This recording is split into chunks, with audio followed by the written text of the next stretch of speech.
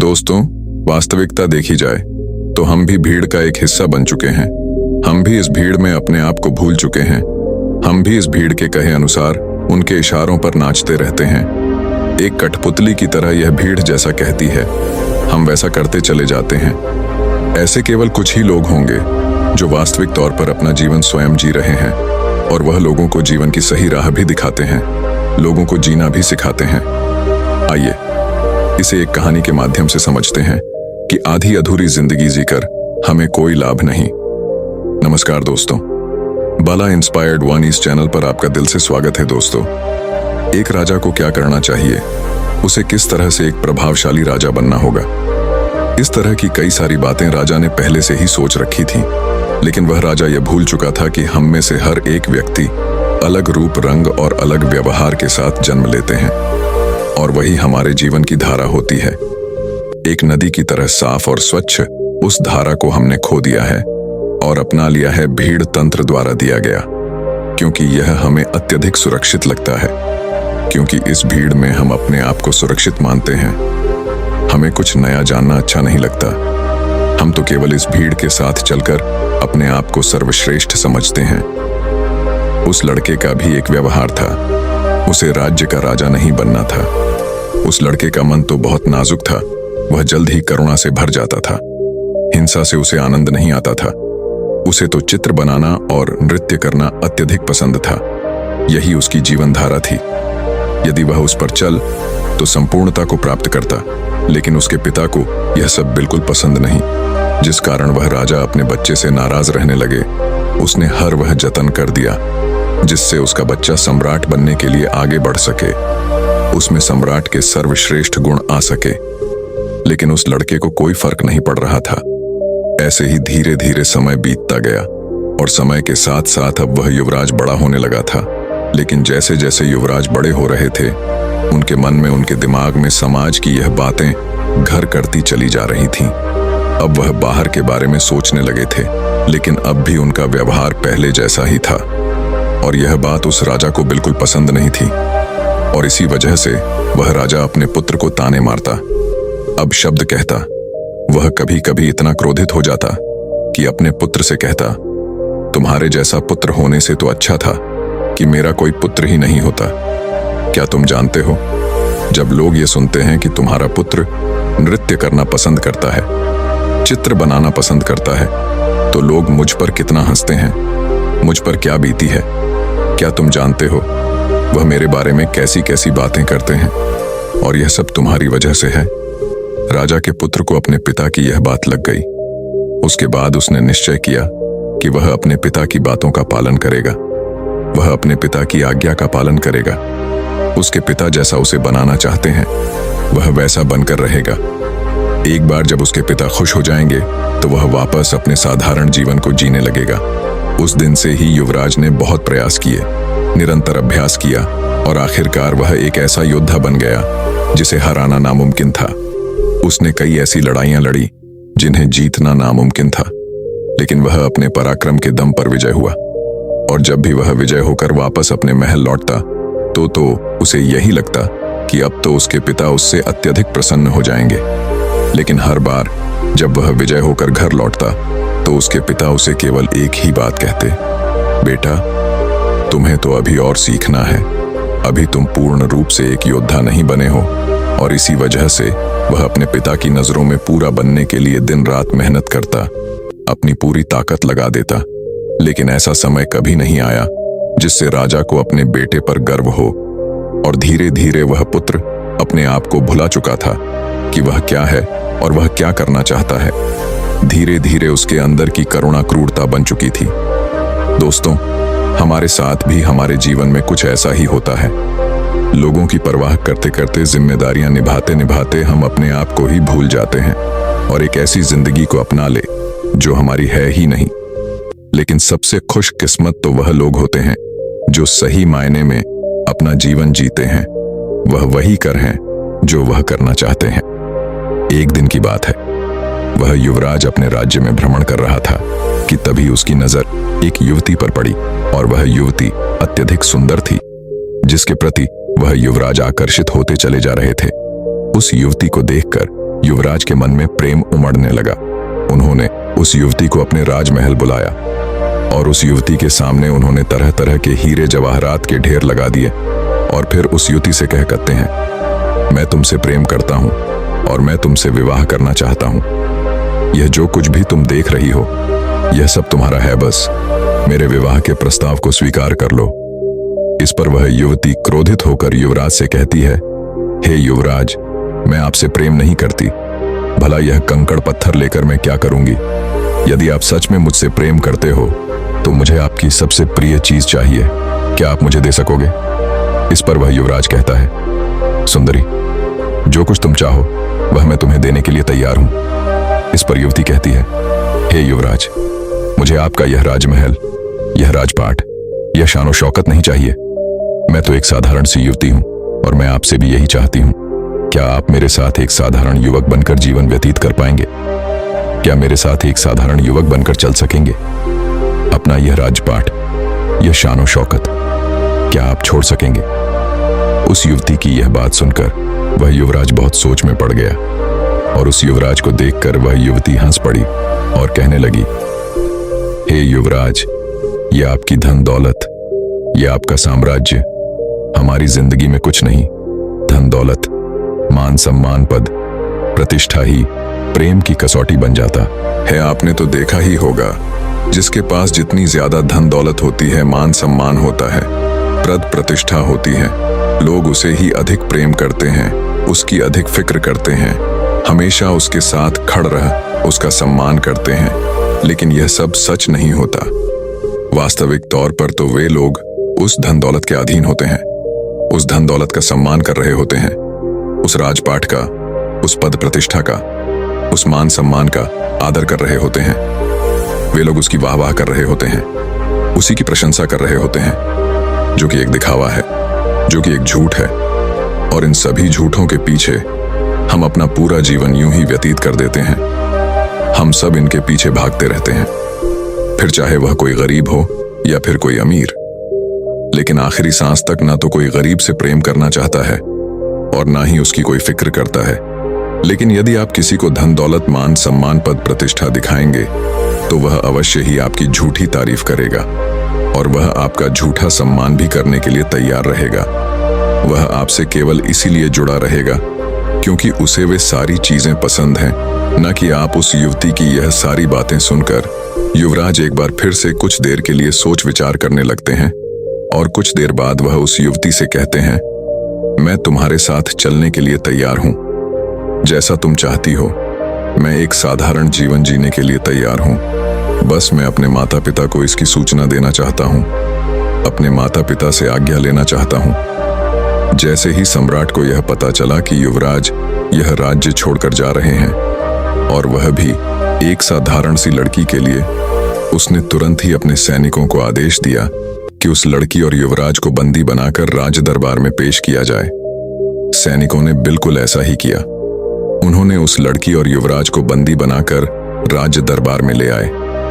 उधर दूसरी तरफ सम्राट ने उस लड़की को जासूसी के आरोप में मृत्यु दंड दे दिया।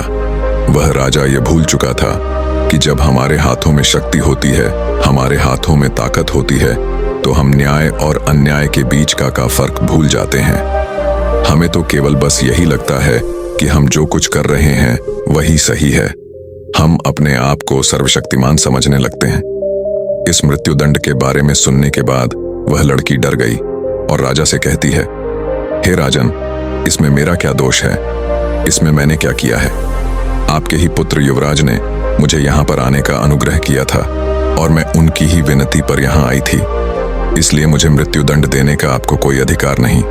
उधर दूसरी तरफ युवराज भी अपने पिता को समझाने का हर मुमकिन प्रयास करते हैं, लेकिन उसके पिता मानने को तैयार नहीं थे। उसने अपने पिता से कहा, पिताजी, यदि आप इस लड़की को छोड़ देंगे तो आप जैसा कहेंगे मैं वैसा ही करूंगा। ये बात सुनकर वह सम्राट अत्यधिक प्रसन्न हुआ और उस सम्राट ने उस लड़की को जाने दिया। उसके बाद उस सम्राट ने अपने राजकुमार का विवाह राजकुमारी के साथ किया। वह राज हमारी बहुत ही महत्वाकांक्षी थी। वह जल्द से जल्द इस राज्य की महारानी बनना चाहती थी और इसके लिए युवराज के पिता का मरना जरूरी था। अर्थात युवराज के पिता का मृत्यु को प्राप्त करना आवश्यक था। आगे वह राजकुमारी युवराज से कहती है कि अब आपके पिता बूढ़े हो चुके हैं, अब आपको ही इस राज्यभार को संभालना चाहिए। अब वह इतने बूढ़े हो चुके हैं कि उनसे यह राजपाट नहीं संभलता, वह उसे ठीक से नहीं चला पा रहे हैं और वह अब उसके काबिल भी नहीं है। और बुढ़ापे में अक्सर ऐसा ही होता है, हम किसी भी कार्य को ठीक ढंग से नहीं कर पाते, हमारे लिए हर कार्य बोझ बन जाता है। राजकुमारी की यह बात सुनकर युवराज भी राजकुमारी की बातों से सहमत हो जाता है। युवराज को तो यह पता ही नहीं था कि मन ही मन वह अपने पिता से नाराज है और मन ही मन वह अपने पिता के खिलाफ क्रोध को पाल रहा है। वह तुरंत ही अपने पिता के पास गया। उसने राजा से कहा, पिताजी, अब आप बूढ़े हो चुके हो और आपको अब आराम करना चाहिए। आप मुझे सम्राट घोषित कर दो, अब से मैं इस राज्यभार को संभालूं। इस पर वह सम्राट युवराज से कहता है, बेटा, तुम अभी इस काबिल नहीं हुए हो कि मैं तुम्हें यह पूरा राज्यभार सौंप दूं। तुम जिस दिन इसके काबिल हो जाओगे, मैं तुम्हें स्वयं ही इस राज्य का सम्राट घोषित कर दूंगा। ऐसे ही काफी समय बीत चुका था। धीरे धीरे उस राज्य में सब कुछ बदलता जा रहा था और इधर राजकुमार मन ही मन अपने पिता के खिलाफ षड्यंत्र कर रहा था। उसके मन में जो क्रोध पल रहा था वह अब एक चिंगारी से आग का रूप ले चुका था। वह मन ही मन अपने पिता का दुश्मन बन चुका था। इधर राजकुमारी ने राजकुमार के पिता को रास्ते से हटाने का एक उपाय बनाया। उस समय पड़ोसी राज्य ने इस राज्य पर आक्रमण किया था और इसी युद्ध के दौरान वह राजकुमारी चाहती थी कि सम्राट मृत्यु को प्राप्त हो जाए। इस युद्ध के दौरान राजकुमारी ने कुछ ऐसा उपाय किया था कि जब सम्राट अकेले पड़ जाए तब पीछे से उस पर वार किया जाए। दूसरे ही दिन पड़ोसी राजा ने आक्रमण कर दिया। राजा बहादुर से दूषण से लड़ रहा था, लेकिन युद्ध के दौरान ठीक इसका उल्टा हो गया। राजा की जगह पर वह युवराज दुश्मनों के बीच फंस गया था और जब सम्राट ने यह देखा तो वह अपने पुत्र को बचाने के लिए घोड़े पर सवार वह पुत्र की ओर आगे बढ़े। इस दौरान युवराज ने सोचा कि यही सबसे सही मौका है। मैं अपने पिता के पीछे से पार कर देता हूं और पूरा राज्य फिर मेरा होगा। जैसे ही युवराज यह सोच रहा था तभी पीछे से एक दुश्मन ने युवराज पर वार किया, लेकिन तभी सम्राट ने उस वार को अपनी छाती पर ले लिया। वह तलवार सम्राट के सीने को चीरती हुई आर पार हो गई और सम्राट जमीन पर गिर गया। यह देखकर युवराज के हाथों से तलवार छूट गई। उसने तुरंत ही अपने पिता को अपने हाथों से घोड़े पर उठाया और वहां से निकल गया। रास्ते में सम्राट ने अपने बेटे से कहा, बेटा, अब तुम काबिल हो चुके हो और मैं तुम्हें इस राज्य का सम्राट घोषित करता हूं। जाओ और अपने राज्य को बचा लो। इस राज्य को तुम्हारी जरूरत है। तुम जैसे वीर योद्धा पर मुझे गर्व है।